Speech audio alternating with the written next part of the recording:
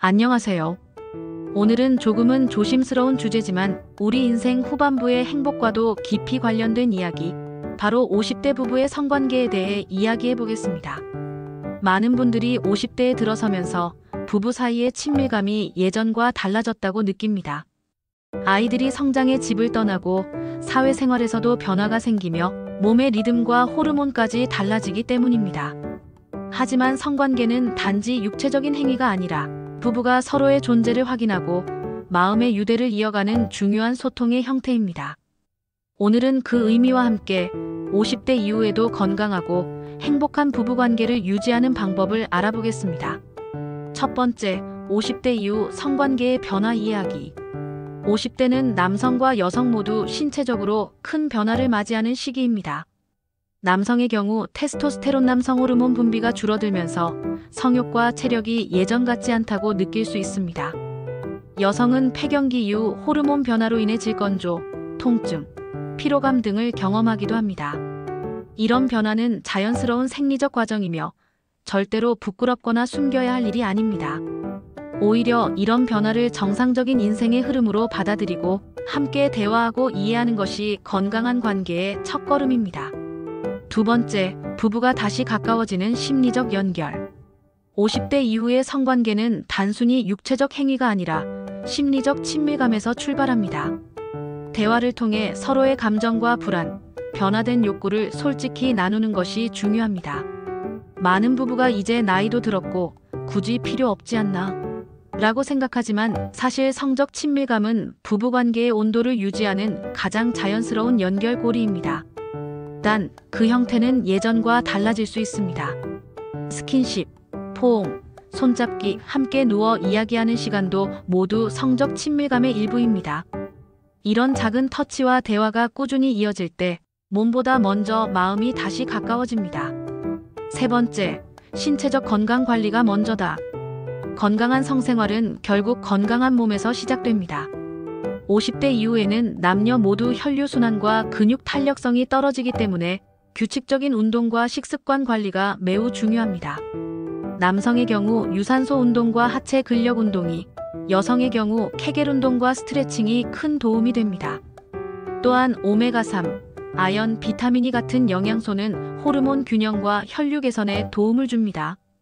술과 담배는 혈관 건강을 망치고 성기능 저하의 주요 원인입니다. 건강을 지키는 것이 곧 부부의 친밀감을 지키는 길입니다. 네 번째, 여성의 변화를 이해하는 남성의 자세. 여성은 폐경 이후 에스트로겐이 줄면서 질내건조나 통증을 겪을 수 있습니다. 이로 인해 성관계가 불편해지거나 거부감이 생길 수도 있습니다. 이럴 때 중요한 것은 상대방을 이해하는 태도입니다. 억지로 관계를 시도하기보다 충분한 대화와 신뢰를 쌓는 것이 우선입니다. 필요하다면 산부인과 전문의와 상담하여 호르몬 보충이나 윤활제 사용을 고려할 수 있습니다.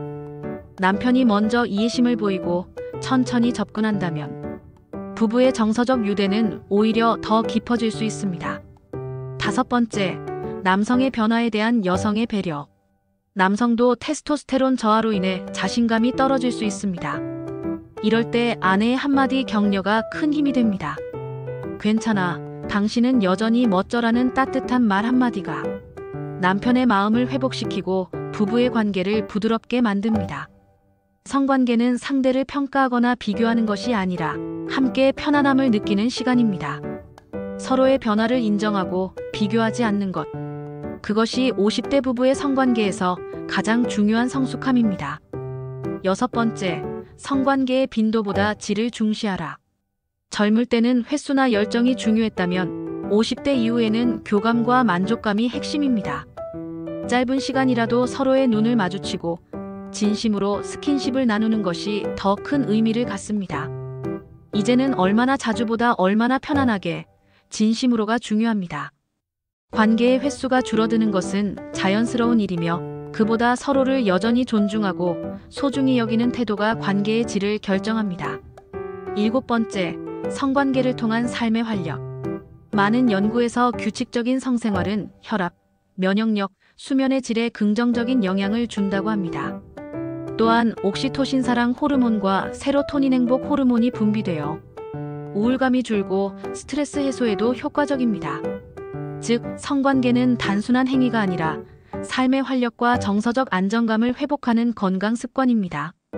50대 이후에도 자신을 돌보고 배우자와의 관계를 소중히 여긴다면 몸과 마음 모두 젊어질 수 있습니다.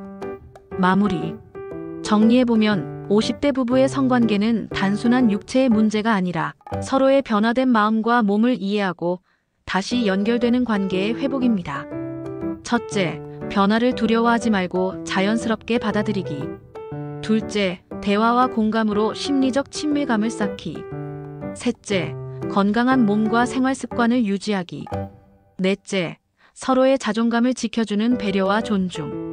이 네 가지가 50대 이후 부부의 사랑을 다시 꽃피우는 비결입니다. 나이가 들었다고 사랑이 끝나는 것은 아닙니다. 오히려 지금이야말로 서로의 존재가 더 깊이 느껴지고 진짜 동반자로서 함께 성장할 시기입니다. 당신의 관계는 아직 늦지 않았습니다. 대화하고 웃고 손을 잡는 그 순간부터 다시 행복은 시작됩니다. 영상이 도움이 되셨다면 구독과 좋아요 부탁드립니다.